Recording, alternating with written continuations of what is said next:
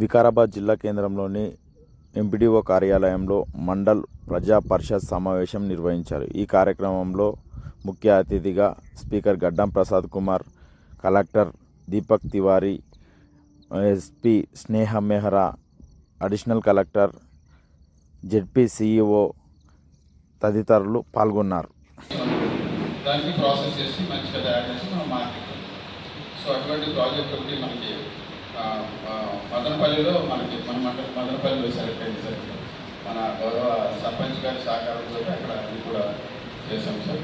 మరి ఈ సందర్భంగా మనకి ఇవన్నీ కూడా అంటే సహకరించి మన కలెక్టర్ గారికి, అదేవిధంగా సచిన్ బసవరాజు గారి ట్రైనింగ్ కలెక్టర్ గారికి కూడా మరి కృతజ్ఞతలు తెలియజేస్తున్నాం sir. Thank you sir.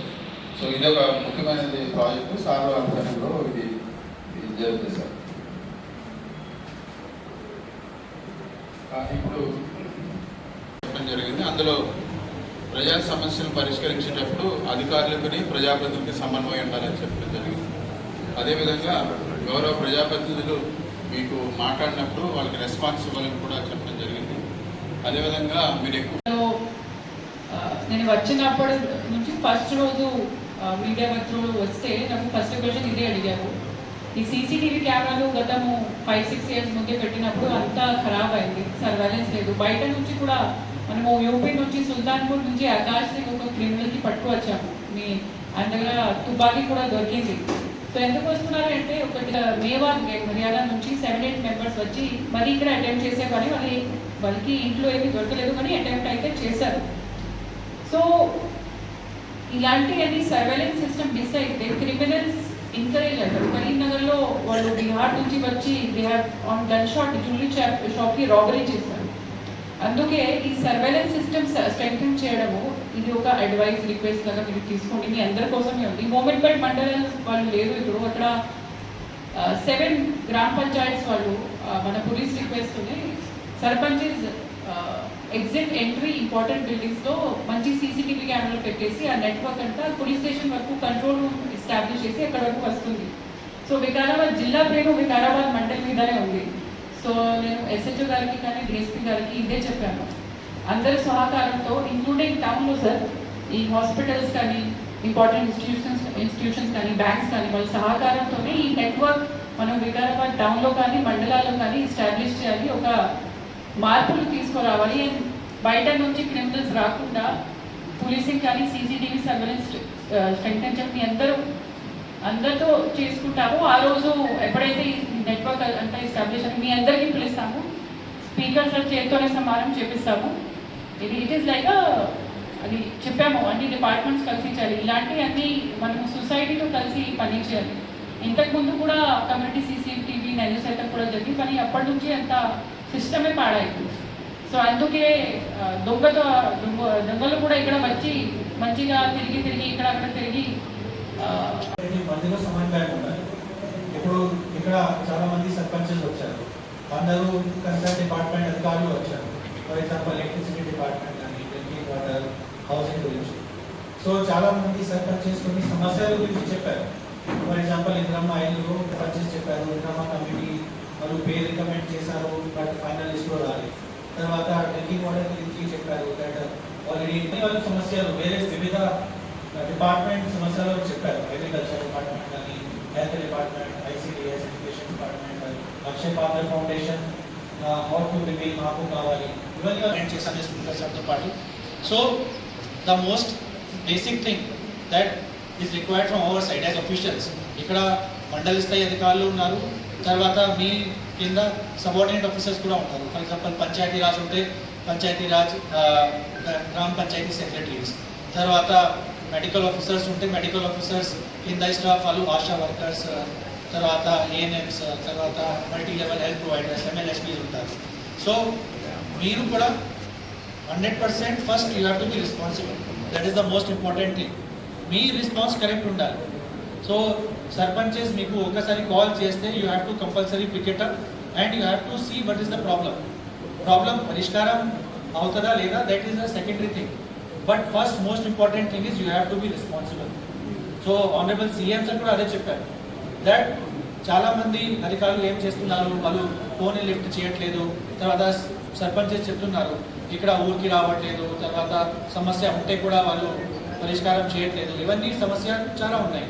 But you have to ensure that you lift their phones, you be accessible.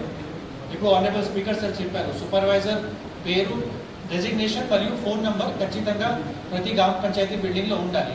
Why? Because ఇలాంటి గర్భిణీ స్త్రీలకి మరియు పిల్లలకి సమస్య వస్తే they can directly contact and take your guidance. Medical officer పేరు, official phone number, official designation ప్రతి ఊళ్ళో ఉంటే ఇలాంటి సమస్య వస్తే వాళ్ళ గైడెన్స్ కూడా తీసుకుంటారు. That is why the most important thing as public officials we have to be accessibles. Like especially working అవర్స్లో మీరు యాక్సెసిబుల్ ఉండాలి. తర్వాత ఇప్పుడు చాలామంది సర్పంచెస్ చెప్పారు విత్ రిగార్డ్ టు వివిధ శాఖల గురించి. ఫర్ ఎగ్జాంపుల్ అగ్రికల్చర్ డిపార్ట్మెంట్లో ప్రభుత్వం నుంచి చాలా స్కీమ్స్ అమలు అవుతుంది. రైతు భరోసా కానీ, తర్వాత ఇంద్రమ్మ ఇల్లు, హౌసింగ్ డిపార్ట్మెంట్ చూస్తే ఇంద్రమ్మ ఇల్లు. 2 years బ్యాక్ 2024 సంవత్సరంలో అందరూ పబ్లిక్ రిప్రజెంటేటివ్స్, గవర్నమెంట్ ఆదేశాల మేరకు అందరూ public representatives special development formulation వారీగా బోర్వెల్స్ కూడా శాంక్షన్ చేయడం జరిగింది. ఆనరబుల్ స్పీకర్ సార్ కూడా వికారాబాద్ కాన్స్టిట్యున్సీలో దాదాపు 10 కోట్ల బోర్వెల్ శాంక్షన్ చేశారు. తర్వాత ఇప్పుడు కూడా మేము శాంక్షన్ చేస్తాం. సో చాలామంది చెప్పారు మిషన్ భాగీరథ నీళ్ళు రావట్లేదు, బోర్డ్స్ లేవు, బోర్డ్స్ ఖరాబ్ అయినాయి, తర్వాత వాటర్ పైప్ లైన్స్ డ్యామేజ్ అయినాయి. 100% శాంక్షన్ చేస్తాం. There is no doubt about that. Government నుంచి కూడా ఆదేశాలు అవే ఉన్నాయి. ఇక్కడ కూడా వాటర్ ప్రాబ్లమ్స్ ఉంటే ఫస్ట్ వాటర్ ప్రాబ్లమ్స్ని రిజాల్వ్ చేయాలని ఇన్స్ట్రక్షన్స్ ఉన్నాయి. బట్ అధికారుల సైడ్ నుంచి అవర్ రిక్వెస్ట్ ఇస్ మీరు కూడా కొంచెం గ్రామ పంచాయతీలో వెళ్ళి మీరు కూడా వెరిఫై చేయండి అక్కడ వాటర్ సోర్స్ ఉందా లేదా. చాలామంది ఇప్పుడు ఒక గారు చెప్పారు, వికారాబాద్ చెప్పారు, ఒక 9 lakhలో బోర్ మేము ఆల్రెడీ శాంక్షన్ చేసాము, పని స్టార్ట్ అయింది, బట్ మళ్ళీ ఫెయిల్ అయింది. Those type of problems should not happen. ఒక ఊళ్ళో బోర్ శాంక్షన్ ఉంటే ఖచ్చితంగా గ్రౌండ్ వాటర్ డిపార్ట్మెంట్తో సమన్వయం చేసి గ్రౌండ్ వాటర్ డిపార్ట్మెంట్ వాళ్ళతో మాట్లాడి మంచి సూటేబుల్ స్పాట్ చూసి అక్కడ బోర్ డ్రిల్ చేస్తాం. అక్కడ బోర్ డ్రిల్ చేస్తే ఊరు వాళ్ళకి లాభాలు వస్తాయి. లేకపోతే మీరు ఇష్టమైన ఇది చేస్తే చాలా ప్రాబ్లం అవుతుంది. It will not be good. అందుకే that is the responsibility of officials. మీరు కూడా ఒక మండల్లో మ్యాక్సిమం ఎన్ని గ్రామ పంచాయతీలు ఉంటాయి? 30 ఉంటాయి. మ్యాక్సిమం 30 గ్రామ పంచాయతీలు ఉంటాయి. సో ప్రతిరోజు మీరు ఒక్కొక్క గ్రామ పంచాయతీలో వెళ్తే month wise you will be able to tour the entire mandal. So మీకు ఊళ్ళో ఏమేమి సమస్యలు ఉన్నాయి అది కూడా మీకు తెలుస్తుంది. So that is the most important thing. తర్వాత లాస్ట్ మీటింగ్లో మూమిన్పేట్ మండల్ మీటింగ్లో ఆనరబుల్ స్పీకర్ సార్ చెప్పారు దట్ మీరు ఊరికి వెళ్తే 100% మీరు కన్సర్న్ గ్రామ పంచాయతీ సర్పంచెస్ అండ్ పబ్లిక్ రిప్రజెంటేటివ్స్కి ఇంటిమేట్ చేయాలి. For example if you are going to Vikarabad rural గ్రామ పంచాయతీ, మీరు సర్పంచ్కి చెప్పండి, కన్సర్న్ గ్రామ పంచాయతీ సర్పంచ్కి. మీరు గ్రామ పంచాయతీ సర్పంచ్కి చెప్తే వాళ్ళు కూడా సమస్యలు ఏమేమి ఉన్నాయి మీకు చెప్తారు. Then discussion will happen, then you can think about the things. So మీ లెవెల్లో maximum issues will be resolved at your level. మీ లెవెల్లో ఇష్యూస్ రిజాల్వ్ కాకపోతే you can bring it to our level. If it is not being able to resolve at our level, we will be sending it to the government. Definitely, the solutions are there, but the only thing is we have to be accessible and we have to be open-minded. Open-minded untene solutions రావాలి. So these are the main things. తర్వాత government ఆదేశాల మేరకు next week నుంచి mandal level ప్రజావాణి కూడా start అయింది. Already GO కూడా వచ్చింది, mandal level ప్రజావాణి జియో కూడా వచ్చింది. సో మండల్ లెవెల్ ప్రజావాణి కూడా 12లోనే స్టార్ట్ అయింది. సో ఆల్రెడీ డిస్ట్రిక్ట్ లెవెల్ ప్రజావాణి నడుస్తుంది, డివిజనల్ లెవెల్ ప్రజావాణి ఆల్రెడీ స్టార్ట్ అయింది, మండల్ లెవెల్ ప్రజావాణి కూడా స్టార్ట్ అవుతుంది. సో మండల్ స్థాయి సమస్యలు ఏమేమి ఉన్నాయో you can resolve it at mandal level. So mandal level ప్రజావాణిలో కూడా అందరూ మండల్ అధికారులు పార్టిసిపేట్ చేయాలి. No one should be exempted from the mandal level Prajavani. ఒక ఆర్డర్ కూడా జారీ చేస్తాము. So all the concern officers, MPD గారు, ఎంఆర్ గారు, మండల్ లెవెల్ ప్రజావాణి మంచిగా కండక్ట్ చేయండి. మండల్ లెవెల్ బికాస్ మ్యాక్సిమం సమస్యలు మండల్ లెవెల్ గ్రామ పంచాయతీ లెవెల్ నుంచి వస్తాయి. మీరు మీ లెవెల్లో రిజాల్వ్ చేస్తే they don't need to come to district level. So చాలా మంది డిస్ట్రిక్ట్ లెవెల్ ప్రజావాణికి ఎందుకు వస్తున్నారు? చాలా సింపుల్, రెవెన్యూ డిపార్ట్మెంట్లో సక్సెషన్ చేయాలి. సక్సెషన్ ఎక్కడ అవుతుంది? ఎంఆర్ఓ లెవెల్లో అవుతుంది. Why they need to come to the district level Prajavani? District level issue ఉంటే 100% డిస్ట్రిక్ట్ లెవెల్లో రావాలి. బట్ అందరికీ నా యొక్క నమస్కారం. ఇప్పటిదాకా 3 hours నుంచి జనరల్గా మండల సర్వసభ్య సమావేశానికి కలెక్టర్ కానీ ఎస్పీ మన అదృష్టం మీరు కొత్తగా ఎన్నుకోబడ్డారు. మరి మన మీటింగ్కు వీళ్ళందరూ పెద్ద ఆఫీసర్స్ అందరూ కూడా రావడం, మేమంతా వస్తున్నామని చెప్పేసి మండలిలో ఉన్న ఎంప్లాయీస్ కూడా అందరూ మిస్ అయిపోతే కష్టమైపోతుంది అని అందరూ వచ్చిండ్రు. ఈరోజు ఎట్లా వచ్చిండ్రో నెక్స్ట్ మీటింగ్ కూడా అట్లనే రండి మీరు. మరి అదేవిధంగా ఒక్కటి ఎంప్లాయీస్కు ఒక సూచన, 10 సంవత్సరాల ప్రభుత్వంలో మీరు అందరూ పనిచేసిండ్రు, మళ్ళీ ఇప్పుడు 2.5 ఏళ్ళ నుంచి పనిచేస్తుంది. కొంతమంది పార్షాలిటీగా పనిచేస్తుంది. పార్షాలిటీగా ఎంప్లాయీస్ పనిచేయవద్దు. ప్రభుత్వం ఏది ఉంటే ఆ ప్రభుత్వానికి అనుగుణంగా పనిచేయాలి. అట్లాంటి గుణాలు ఏమన్నా ఉంటే కొద్దిగా మార్చుకోండి. ముఖ్యంగా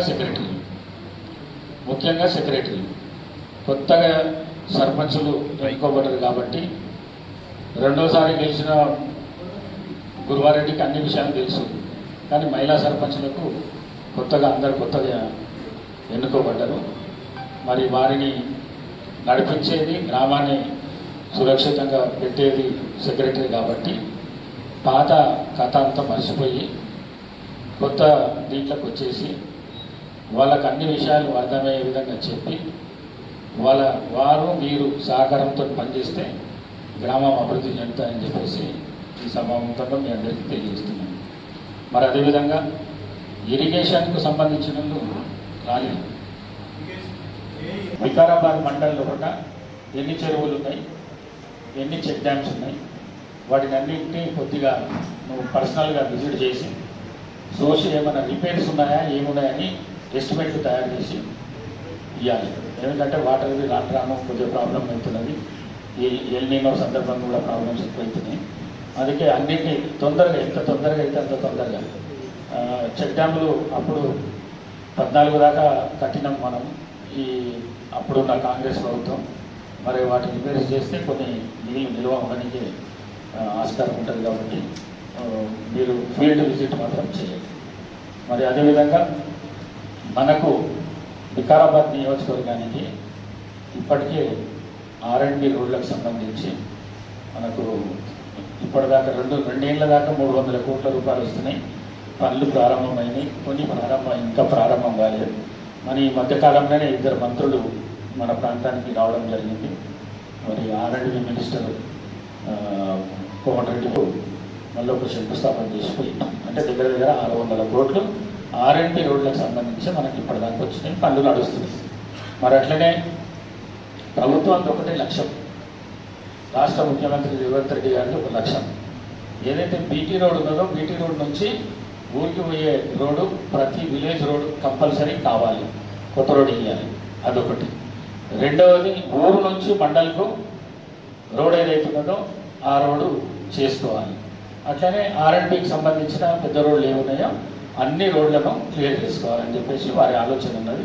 మరి మీకు తెలుసు 10 సంవత్సరాలు పరిపాలన చేసిన ప్రభుత్వంలో ఒక్క రోడ్డు కూడా వికారాబాద్కు రాలేదు. ఒక్క రోడ్ వేయాలి. ఒక చిన్న రోడ్డు ఏంటంటే వేసిందంటే 7 ఏళ్ళు. 10 సంవత్సరాల కిందట గడ్డం ప్రసాద్ కుమార్ ఉన్నప్పుడే రోడ్లు పెట్టేది. మళ్ళీ ఇప్పుడు మనం వచ్చినాకనే రోడ్లు తయారు. మరి ఇది ఒకటి మీరు గుర్తుపెట్టుకోవాలి. ఎవరన్నా ఇది ఉంటే కూడా చెప్పాలి వాళ్ళకి. ఇవాళ కొంత సోషల్ మీడియా నడుస్తుంది, ఉన్నాయి లేని వాడిని పెడుతున్నారు. నేను ఆ పెట్టిన దాని గురించి విమర్శ చేయొద్దు, కానీ ఉన్నాయి లేని వాడిని పెడుతున్నారు, మీరు విమర్శించాలి. నేను విమర్శిస్తే మంచిగా ఉంటుంది. మరి అట్లనే పంచాయతీరాజ్ రోడ్లకు సంబంధించి ఇప్పటిదాకా చెప్పిన ఊరికి సంబంధం ఉన్న రోడ్లు, లింక్ రోడ్లు, ఊరికి ఉన్న లింక్ రోడ్డు, అవి ఇప్పటికీ మనకు 2 సంవత్సరాల లోపల 180 కోట్ల దాకా మనకు వచ్చినాయి. ఈ మధ్యకాలంలో హ్యామ్ కింద మళ్ళీ ఒక 300 కోట్లు వచ్చినాయి. రేపో ఎల్లుండో ఒక 53 కోట్లది జియో రిలీజ్ అవుతుంది. అంటే దగ్గర అవి కూడా 600 కోట్ల దాకా మనకు వచ్చినాయి. ఎందుకు వచ్చినాయి అంటే ఎమ్మెల్యే ఉంటే కొంచెం తక్కువ వస్తుండేమో, స్పీకర్ ఉన్నందుకు ముఖ్యమంత్రి గారు పక్క నియోజకవర్గమే కాబట్టి వారి ఆశీర్వాదంతో ఇక్కడ కూడా తక్కువ ఉండొద్దనే ఉద్దేశంతో ఈ పైసలు గ్రాంట్ మనకు వస్తున్నది. అట్లనే ఎడ్యుకేషన్కు సంబంధించి, హెల్త్కు సంబంధించి ఈ రాష్ట్ర ప్రభుత్వం కానీ ముఖ్యమంత్రి గౌరవ రేవంత్ రెడ్డి చాలా మార్పులు, రెవల్యూషన్ తీసుకురావాలనే ఆలోచనలో ప్రతి నియోజకవర్గానికి ఒక ఇంటిగ్రేటెడ్ స్కూల్ అని ఇచ్చింది. ప్రతి నియోజకవర్గానికి ఒక ఇంటిగ్రేటెడ్ స్కూలు, 25 ఎకరాల స్థలము, 200 కోట్లతో నిర్మాణం జరుగుతున్నది. ఇప్పుడు మన మేకల్గంట పని స్టార్ట్ అయింది. మరి అట్లనే ప్రతి మండలానికి ఒక పబ్లిక్ స్కూల్. ఇప్పుడు ఫస్ట్ విడతగా మరపల్లి మండలానికి పబ్లిక్ స్కూల్ వచ్చింది. ఇవన్నీ చేయడానికి కారణం ఏంటంటే ఏవైతే ప్రైవేట్ స్కూల్స్ ఉన్నాయో కార్పొరేట్ స్కూల్స్, ఆ స్కూళ్ళకు స్తోమత లేకున్నా కూడా పేదలు ప్రైవేట్ స్కూల్కు పంపించాలనే ఆలోచన, గవర్నమెంట్ స్కూల్లో ఇవ్వద్దనే ఆలోచనతో ఉన్నారు. కాబట్టి అట్లా కాకుండా ప్రైవేట్ స్కూల్స్కు ధీటుగా గవర్నమెంట్ స్కూళ్ళను మనం తయారు చేస్తే ఈ పేద పిల్లలు అందరూ దాంట్లో చదువుకునే అవకాశం దొరుకుతుంది. వారు ఈ గవర్నమెంట్ స్కూళ్ళల్లో ఉన్న టీచర్లు ఎవరైతే ఉన్నారో నిష్ణాతులైన టీచర్లు, మంచిగా చదువుకున్నారు. ప్రైవేట్ స్కూళ్ళల్లో ఇంత ఎడ్యుకేటెడ్ ఉండరు. మన దగ్గర ఎంఎస్సి బిఈడి కానీ, బిఎస్సి బిఈడి కానీ, లేకుంటే బీకామ్ బిఈడి కానీ ఇట్లా నిష్ణాతులైన టీచర్లు ఉంటారు. కాబట్టి ఎడ్యుకేషన్ చాలా మంచిగా ఉంటుంది పిల్లలకు. ఆ విధంగా గవర్నమెంట్ ఈ స్కూల్ అది దాని లోపల రెగ్యులేషన్ తీసుకురావాలనే ఆలోచనతో నడుస్తున్నది. అట్లనే